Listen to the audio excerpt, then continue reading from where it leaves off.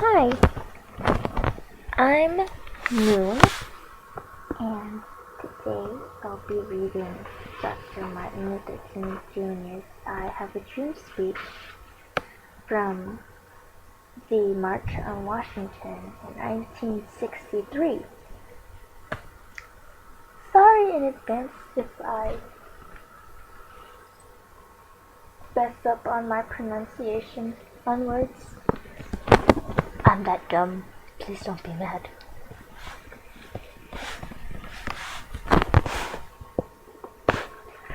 I am happy to join with you today in what will go down in history as the greatest demonstration for freedom in the history of our nation. 50 years ago, a great American, in whose symbolic shadow we stand today, signed the Emancipation Proclamation.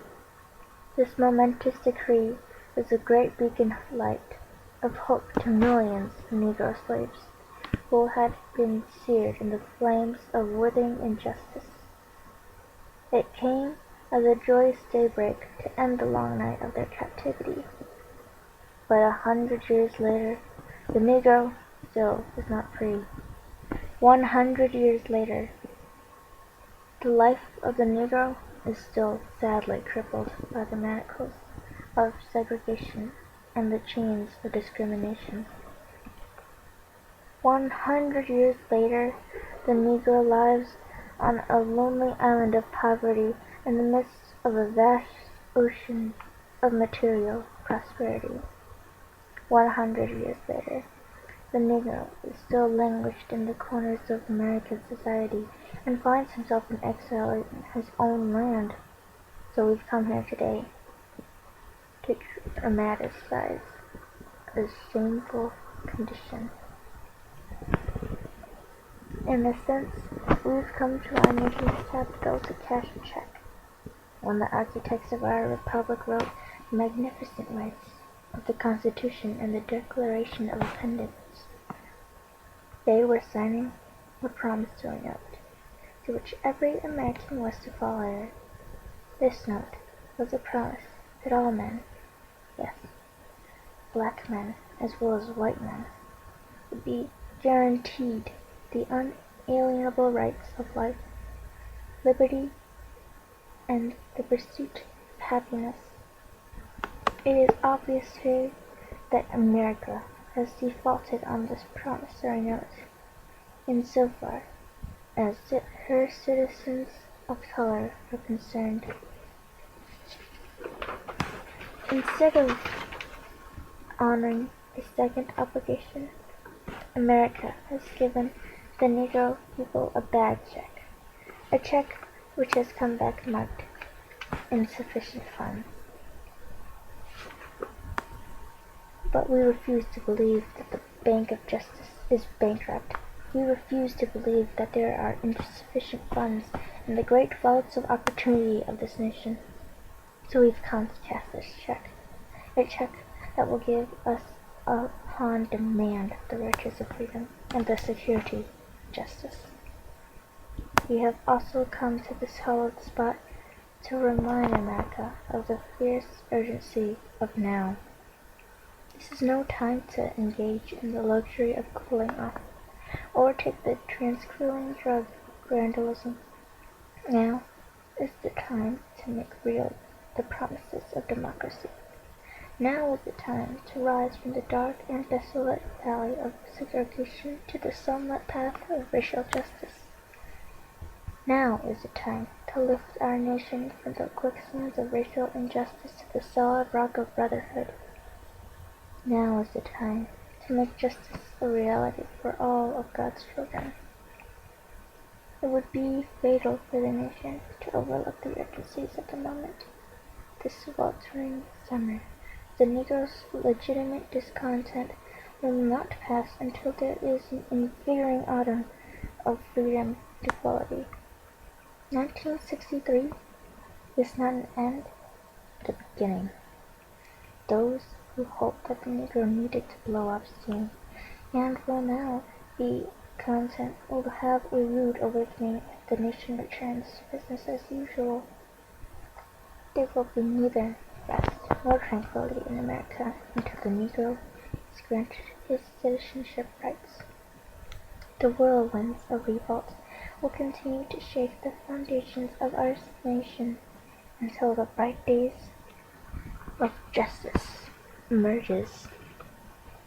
And that is something that I must say to my people who stand on the worn threshold which leads into the palace of justice.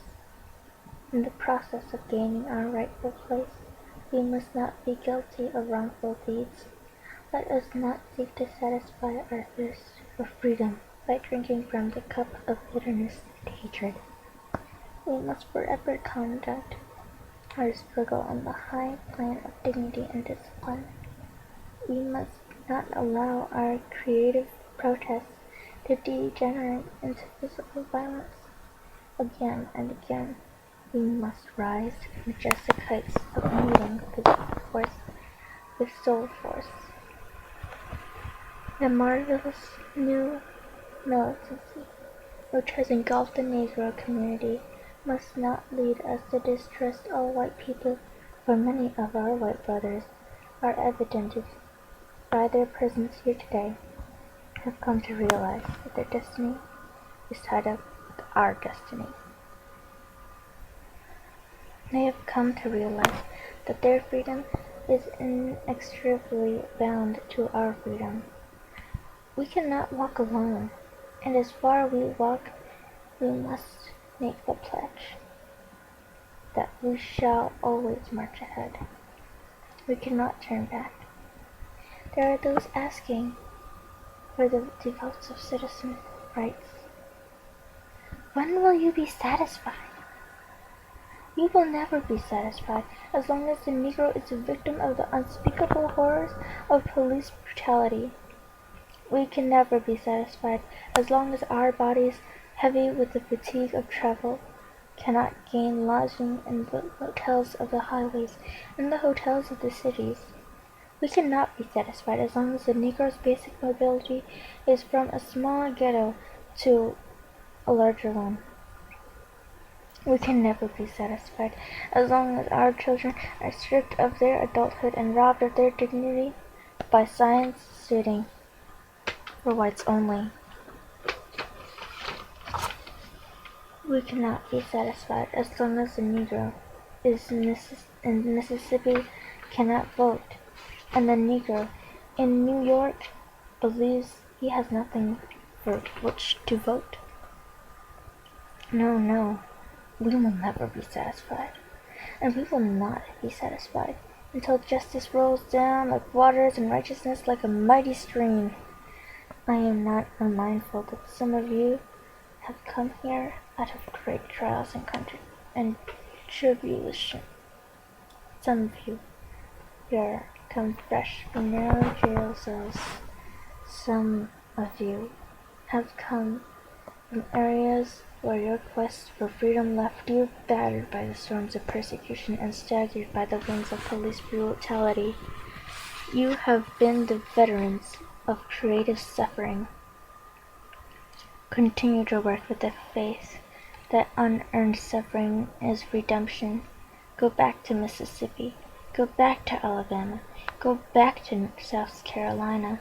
Go back to Georgia. Go back to Louisiana. Go back to the slums and ghettos of our northern cities, knowing that somehow this situation can and will be changed. Let us not wallow in the valley of our despair. I say to you today, my friends, even though we face the difficulties of today and tomorrow, I still have a dream. It is a dream deeply rooted in the American dream. I have a dream that one day this nation will rise up, live out the true meaning of its creed. We will hold these truths to be self-evident, that all men are created equal.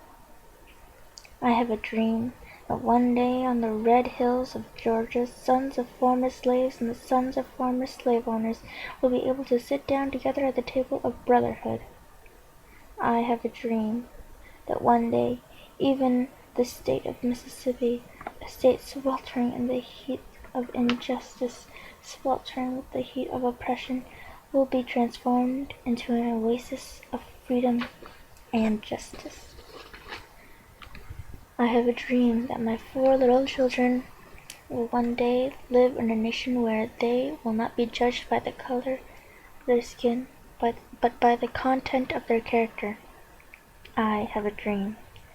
I have a dream that one day in Alabama, with its vicious racists and its governor having his lips dripping with the words of interposition and nullification, one day right there in Alabama, little black boys and black girls will be able to join hands with little white boys and white girls as sisters and brothers. I have a dream today. I have a dream that one day each and every valley shall be exalted, every hill and mountain shall be made low. The rough places will be made plain, and the crooked places will be made straight. And the glory of the Lord shall be revealed, and all flesh shall see it together. This is our hope, and this is our faith. But I go back to the South with. With this faith, we will be able to hew out of the mountain of despair a stone of hope. With this faith, we will be able to transform the dangling discords of our nation into a beautiful symphony of brotherhood. With this faith, we will be able to work together, to pray together, to struggle together, to go to jail together, to stand up for freedom together, knowing that we will be free one day. This will be the day when all the God's children will be able to sing with new meaning. My country, 'tis of thee, sweet land of liberty, of thee I sing, land where my fathers sighed, land of the pilgrim's pride. From every mountain side let freedom ring. And if America is to be a great nation, this must become true. So let freedom ring from the prodigious hilltops of New Hampshire. Let freedom ring from the mighty mountains of New York. Let freedom ring from the heightening Alleghenies of Pennsylvania. Let freedom ring from the snow-capped Rockies of Colorado. Let freedom ring from the curvaceous slopes of California. But not only that, let freedom ring from Stone Mountain of Georgia. Let freedom ring from Lookout Mountain of Tennessee. Let freedom ring from every hill and molehill of Mississippi, from every mountainside. Let freedom ring. When we allow freedom to ring, when we let it ring from every city and every hamlet, from every state and every city, we will be able to speed up that day when all of God's children, black men and white men, Jews and Gentiles, Protestants and Catholics, will be able to join hands and sing the words of the old Negro spiritual. Free at last, free at last. Great God Almighty, we are free at last. Thank you for sticking by at the end of the video. And if you have any suggestions, please leave them down below because I really need help with my speaking. Thanks, and goodbye!